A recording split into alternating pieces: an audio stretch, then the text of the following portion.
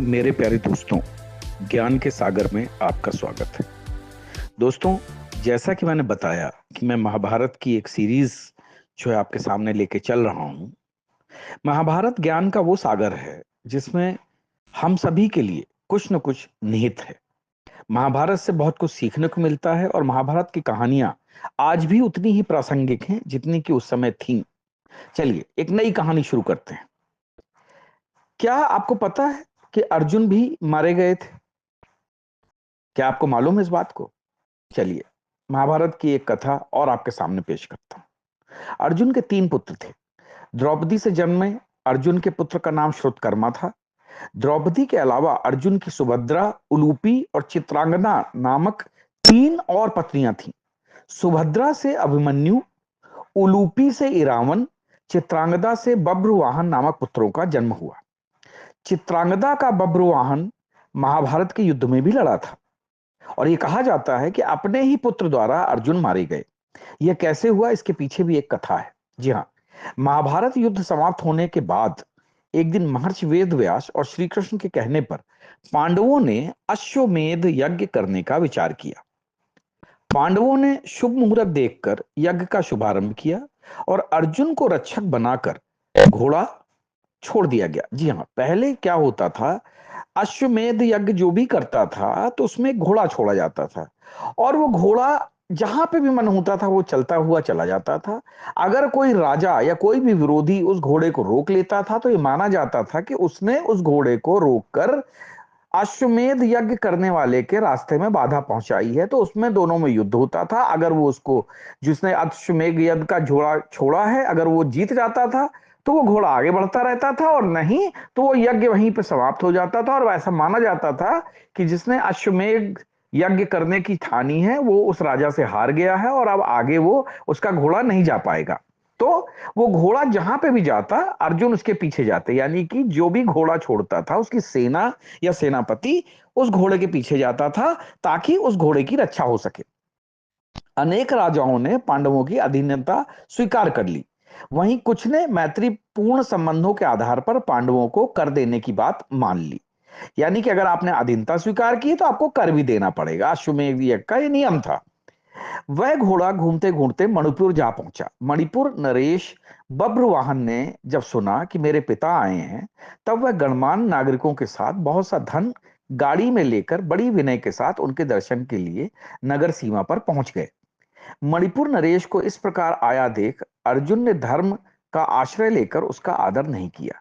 उस समय अर्जुन कुछ कुपित होकर बोले, बेटा, तेरा यह ढंग ठीक नहीं है। जान पड़ता है तू क्षत्रिय धर्म से बहिष्कृत हो गया है। पुत्र, मैं महाराज युधिष्ठिर के यज्ञ संबंधी अश्व की रक्षा करता हुआ तेरे राज्य के भीतर आया हूं, फिर भी तू मुझसे युद्ध क्यों नहीं करता? क्षत्रियों का धर्म है युद्ध करना। अर्जुन ने फिर और क्रोधित होकर कहा कि तुझ दुर्बुद्धि को धिक्कार है।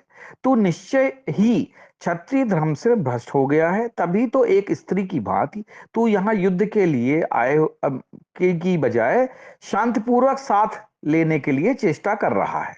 इस तरह अर्जुन ने अपने पुत्र को बहुत खरी खोटी सुनाई।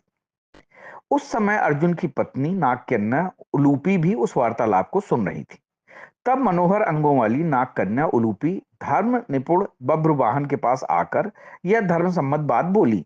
उन्होंने कहा, बेटा, तुम्हें विदित होना चाहिए कि तुम्हारी विमाता नागकन्या उलूपी हूं। तुम मेरी आज्ञा का पालन करो, इससे तुम्हें महान धर्म की प्राप्ति होगी। तुम्हारे पिता कुरुकुल के श्रेष्ठ वीर और युद्ध के मद से उन्मत्त रहने वाले हैं, अतः इनके साथ अवश्य युद्ध करो। ऐसा करने से ये तुम पर प्रसन्न होंगे और इसमें संशय नहीं है कि हो सकता है कि यह युद्ध तुम्हारे पिता ही जीते। यह सुनकर बब्रुवाहन ने अपने पिता अर्जुन से युद्ध करने का निश्चय किया। तब अर्जुन और बब्रुवाहन के बीच बहुत ही भयंकर युद्ध हुआ। कहते हैं कि इस युद्ध में बब्रुवाहन मूर्छित हो गए थे और अर्जुन मारे गए थे।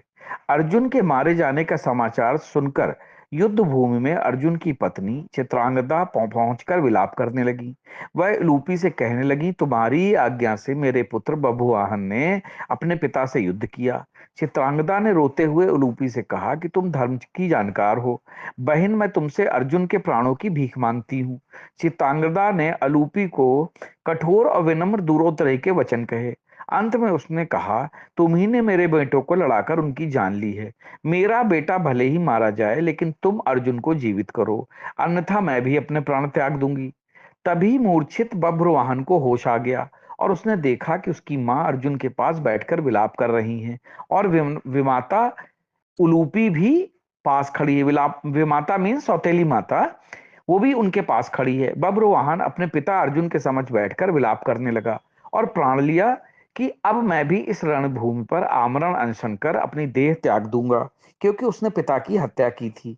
पुत्र और मां के विलाप को देखकर उलूपी का हृदय भी पसीज गया और उसने संजीवन मणिका का स्मरण किया। नागों के जीवन की आधारभूत मणि उसके स्मरण करते ही वहां आ गई। तब उन्होंने बब्रुवाहन से कहा, बेटा उठो, शोक मत करो। अर्जुन तुम्हारे द्वारा परास्त नहीं हुए हैं। ये मनुष्य मात्र के लिए अजेय हैं। लो, यह दिव्य मणि अपने स्पर्श से सदा मरे हुए सर्पों को जीवित किया करती है। इसे अपने पिता की छाती पर रख दो। इसके स्पर्श होते ही वे जीवित हो जाएंगे। बब्रुवाहन ने ऐसा ही किया। अर्जुन देर तक सोने के बाद जागे हुए मनुष्य की भांति जीवित हो चुके। फिर उन्होंने अश्वमेध यज्ञ का घोड़ा अर्जुन को लौटा दिया और अपनी माताओं चित्रांगदा और उलूपी के साथ युधिष्ठिर के अश्वमेध यज्ञ में शामिल होने के लिए चले गए।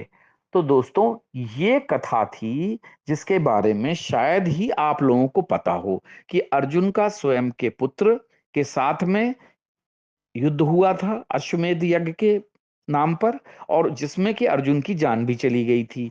लेकिन चूंकि अर्जुन की जो पत्नी थी वो नाग कन्या थी उलूपी, उन्होंने अपने संजीवन मणिका के द्वारा अर्जुन को दोबारा प्राणदान दे दिया था।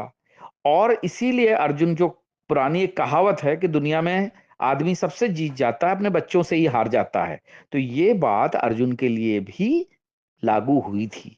क्योंकि अर्जुन जब हारे थे तो वो अपने पुत्र बब्रुवाहन के द्वारा ही हारे थे। यही चीज राम भगवान के साथ हुई थी कि लव कुश ने उनको युद्ध में परास्त किया था। तो दोस्तों, महाभारत की कथा आपको कैसी लगी? आप प्लीज लाइक करें, शेयर करें, सब्सक्राइब करें और हमें बताएं, ताकि हम आपको और भी अच्छी अच्छी कथाएं आपके सामने ला सकें। जय हिंद, जय भारत।